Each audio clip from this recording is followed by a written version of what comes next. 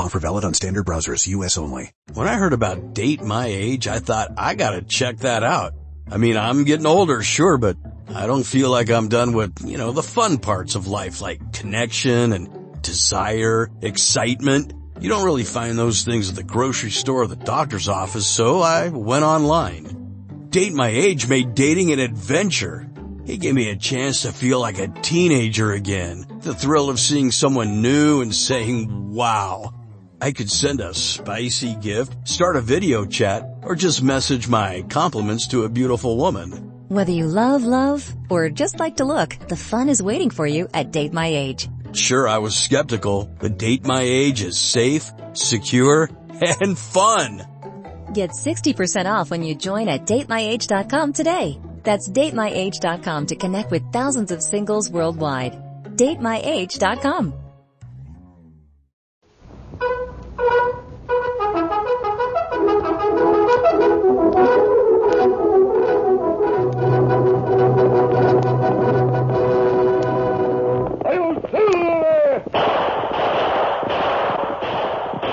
A fiery horse with the speed of light, a cloud of dust, and a hearty hi-yo silver. The Lone Ranger.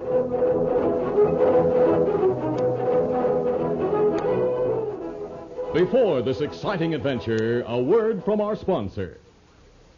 General Mills, makers of Cheerios, the ready-to-eat oat cereal that gives you go power, and Wheaties, the breakfast of champions, present by special recording, The Lone Ranger. Hear that? It's the sound of a mighty American Airlines flagship taking off.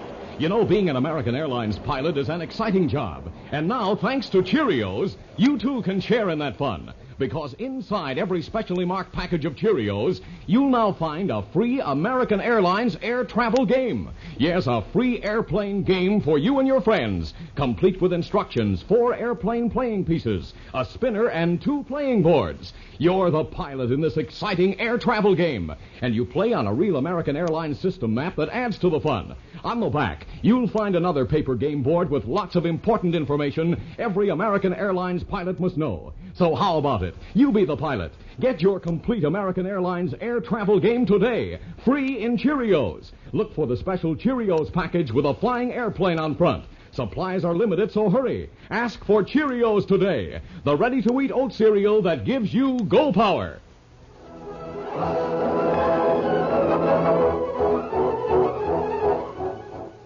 With his faithful Indian companion Tonto, the daring and resourceful masked rider of the plains led the fight for law and order in the early western United States. Nowhere in the pages of history can one find a greater champion of justice. Return with us now to those thrilling days of yesteryear. From out of the past come the thundering hoofbeats of the great horse Silver. The Lone Ranger rides again. Come on, Silver. Let's go, big fella. Hi-yo, Silver. Hooray!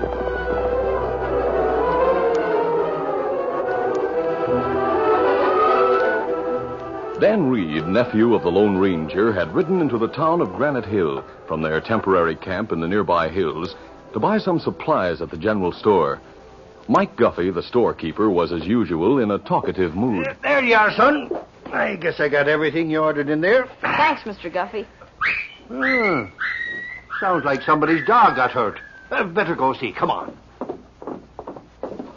You did too, kick my dog. You're a big bully, that's what. Go on home before I give you the same treatment. Go on, beat it. That's that ornery Al Saybrook again. Toughest boy in town. Go on. Takes after that mean, no-good pa of his. Oh? Well, don't just stand there looking at me. I said to beat it, didn't I? Go on home. No, I have to go find my dog. He went that way. All right, I guess you're asking for it, so I'll just... Hey, hold on there. Come back here, son. He's bigger than you. I'll be all right. Let the boy alone. You had no right to kick his puppy. Huh? Hey, who do you think you are? My name's Dan Reed. I'm Teddy Coates, and he's Al Saybrook. Yep, that's me. And I can lick any fella in town, too. So you better not butt in, Reed. Teddy, you'd better go find your puppy. Now, wait a minute. I say he's going to head for home and forget that dog. And if he doesn't, I'll go home like he says, Dan. I'll go with you to find the puppy. Come on. Oh, no, you don't. You can take this. Oh. Hey, Al Saybrook's at it again. He hit that kid in the back. Yeah, he did. Sure. And now I'll hit you right in the eye. Better not try. We ought to make Saybrook stop. Oh, let him alone. That button's got nerve to stand up to Al. I'll teach him not to butt in. Take this. You asked for this fight? Why, I'll show you, you little shrimp. Hey, how do you like that? You've been lucky so far. Now I'll really let you have it. You missed me. I'll get you for that. I'll get you. If you want to stop, say so, Al. I won't stop till I show you. I'll get you right All now. right, then. No, I've had enough. You hit me when I wasn't looking. I'll get even for this, you'll see. Golly, I'm sorry he feels that way about it. Thanks, Dan, for sticking up for me like that. I couldn't see him pick on a small boy like you, Teddy. You're too young to defend yourself. You still got your packages inside, son. Now better come into the store and clean up before you hit the trail for home. Come on.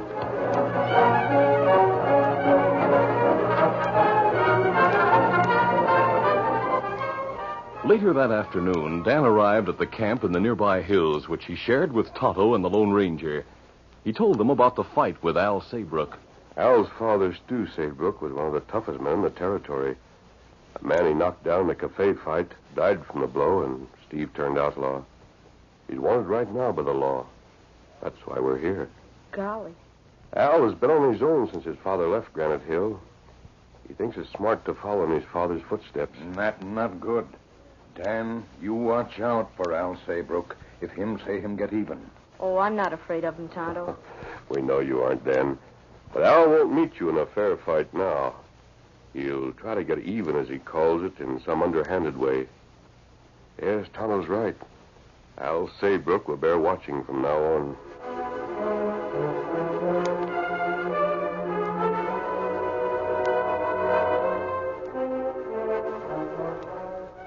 Meantime, Al Saybrook left Granite Hill unobserved. He followed the same trail that Dan had taken. But when he came to the point where the trail branched from the river, Al took a less traveled trail that continued along the riverbank. It was sundown when he reached a shack which was well hidden in a small grove of trees overlooking the river. Oh, there. Oh, easy.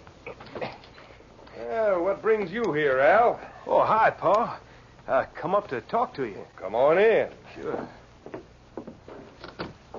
Oh, that's your boy, Stu. Yep. This is Al I've been telling you about. Who's he, Pa? Sit down, boy. Sure. Hey, I asked you who... I heard you. That's Dave. Him and me's joining up. Hey, now, what's happened to you, Al? Looks like you fell off your horse and landed on your face. I didn't fall off my horse. The fact is, a big tough fella in town jumped me and beat me up. He's much bigger than I am. He sure must be a mighty big maverick, Dave. Shut up, Dave. Who was this boy, Al? He called himself Dan Reed. What I really come for, Pa, was to borrow a gun from you. A gun? What for? I got my reasons. Well, maybe you have. I gotta know what they are. I'm going gunning for that Reed fella that beat me up, that's why. Al's gonna make a good outlaw, Stu. Look, if the boy wants to work along with us when we get a gang together, it'll be all right with me. But I don't want... And want... you'll give me a gun? No, I won't. Oh, but He's Pa... gotta start sometime, Stu. Look, Dave, if I give Al a gun right now, he'll go slinging lead at that young maverick who'll beat him up.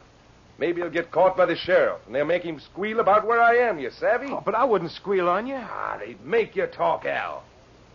And anyway, I don't want any son of mine hunted down for a killing. I got suspicions about that Reed fella. Suspicions?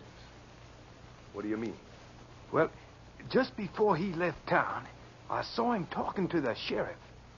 Talking to the sheriff? Yeah. Huh?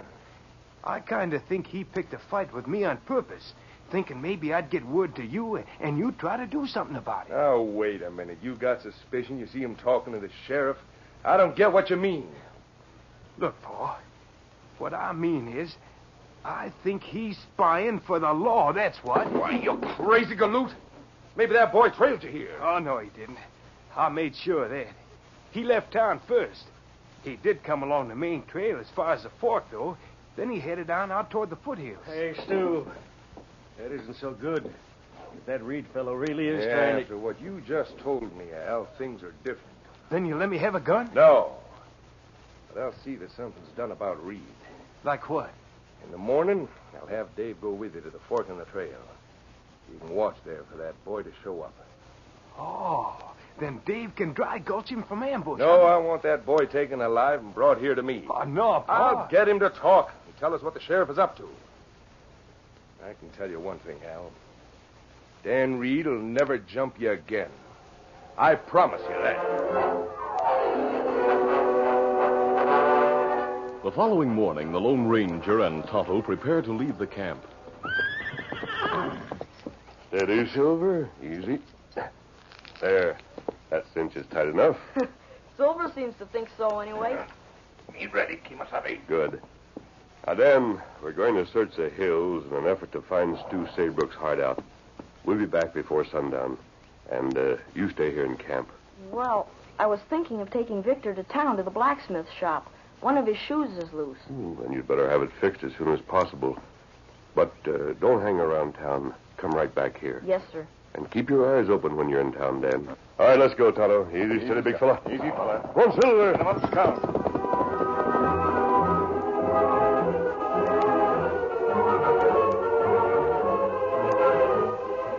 Later that morning, Dan set out for town. He rode at a leisurely pace along the main trail. As he approached the fork in the trail near the river, he was suddenly startled by a shot. Golly, pull, Victor. Oh, boy, hold. Don't move, you. We got you covered. Come on, boy. Come on. Get it. Now, Saybrook. That's right, it's me. Hey, you mean to say this is the fella you were telling us about? Yeah, that's him, all right. Don't tell me that young maverick beat you up. He's younger and smaller than you are. You know what's good for you, Dave. You'll start him up the trail to the shack like Pa said to. Yeah, all right. Get going, son. Go on. All right. Come on, Victor. Get up there. Come on, get up there, boy. Get up.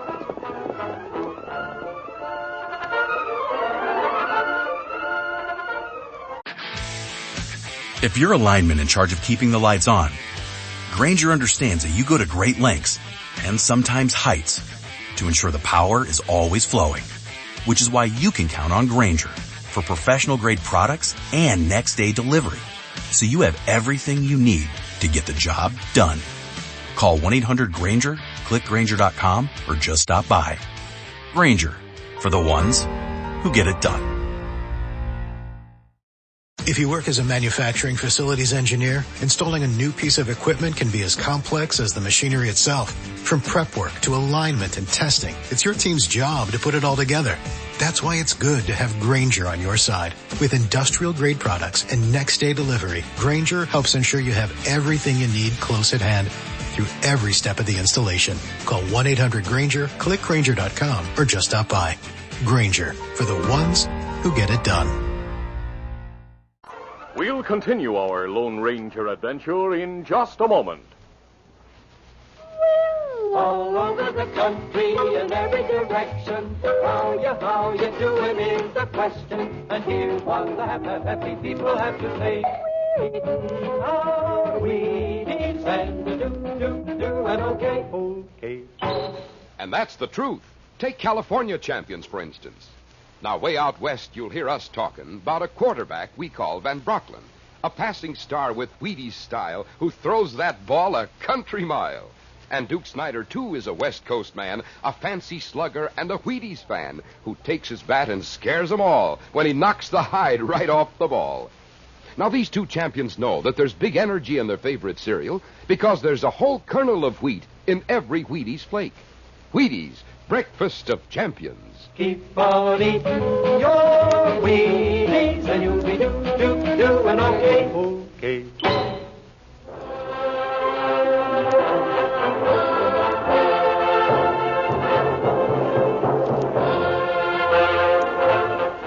Now to continue.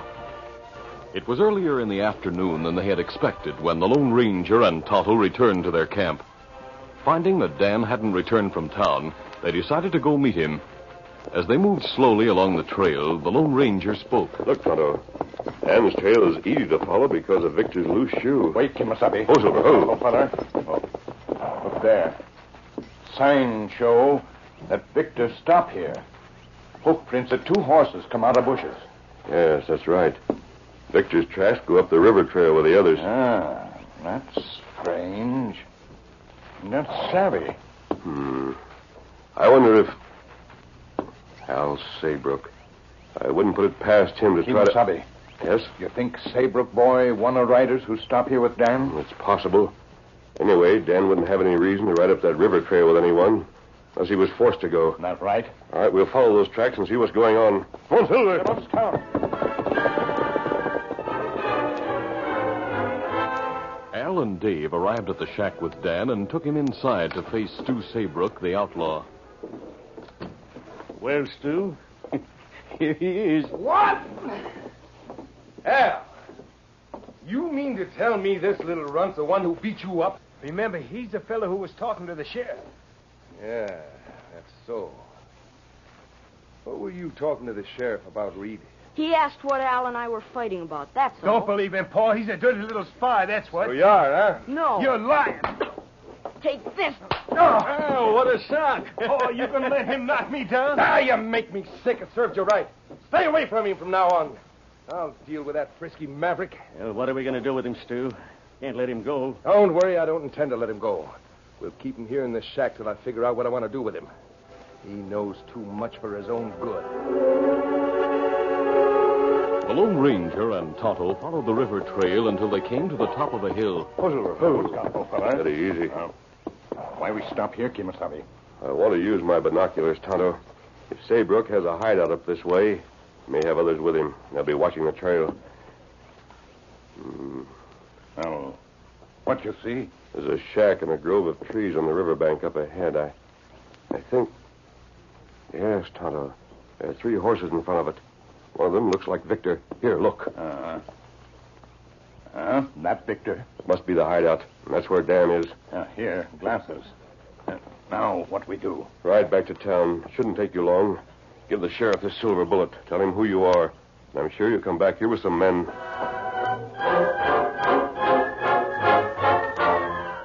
That afternoon, Dan lay on a cot in the shack, while Al, Dave, and Stu played cards.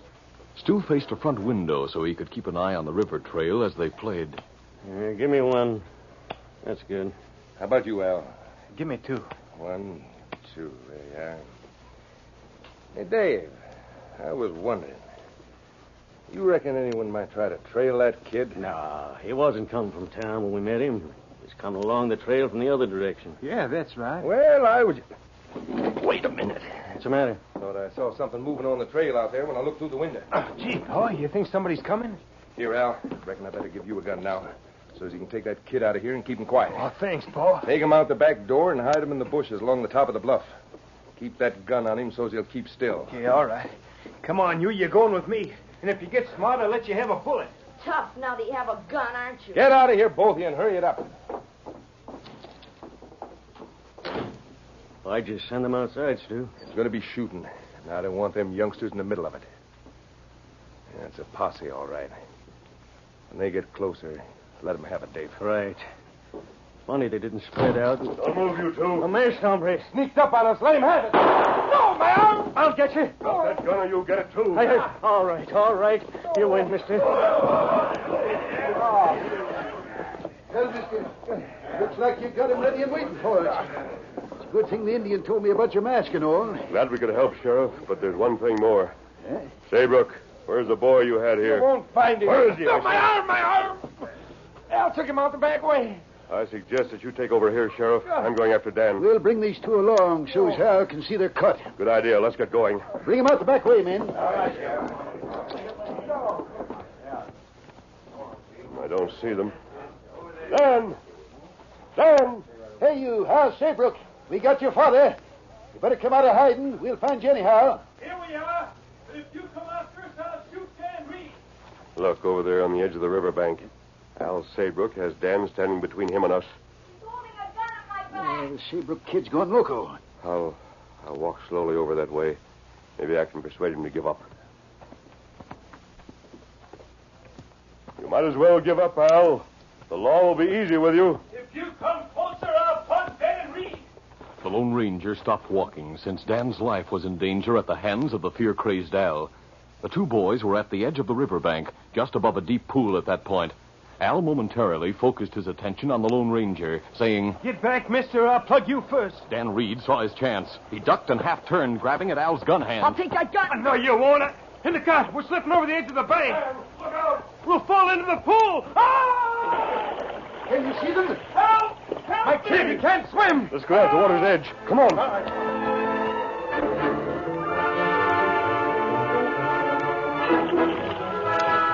Meantime, after hitting the water, Dan let go his hold on Al and struck out for shore. Help! I can't swim. Help me. I'll help you. Don't grab at me. I'll drown to help me. Sorry to have to do this. Oh. Gotta get him back to shore.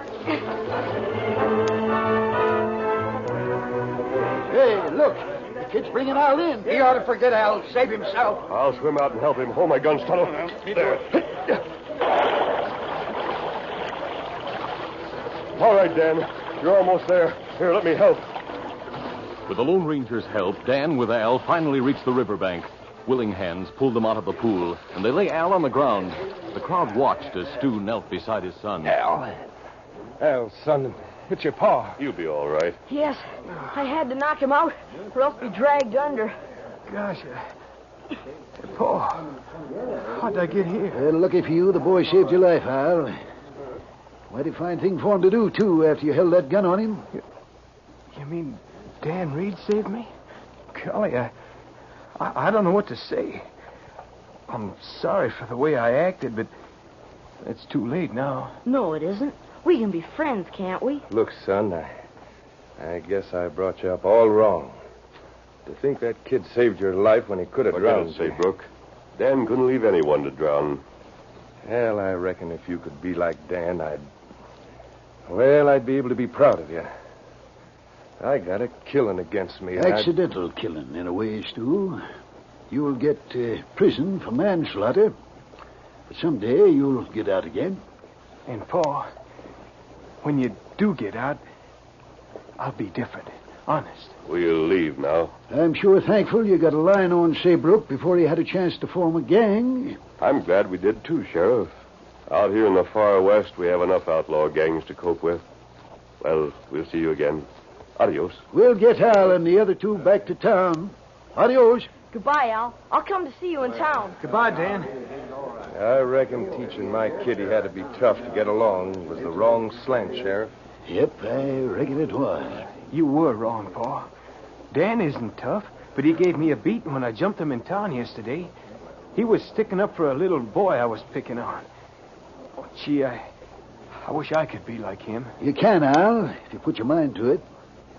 That boy's had mighty fine bringing up. And he learned being tough don't pay. But knowing how to defend yourself and helping other folks always pays off. You see, he learned those things from the masked hombre. Gosh, Sheriff. Just who is that masked man? Well, the Indian came to town after us. He described the hombre who sent him. And I knew right then that the fella he talked about could be only one certain man. The Lone Ranger. Lone Ranger?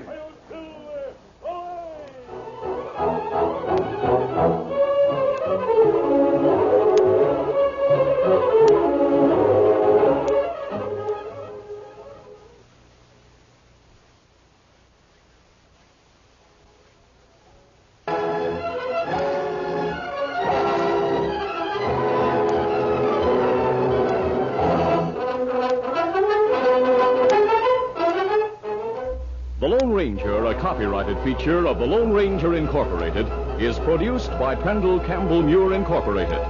The part of the Lone Ranger is played by Brace Beamer. Your announcer, Fred Foy.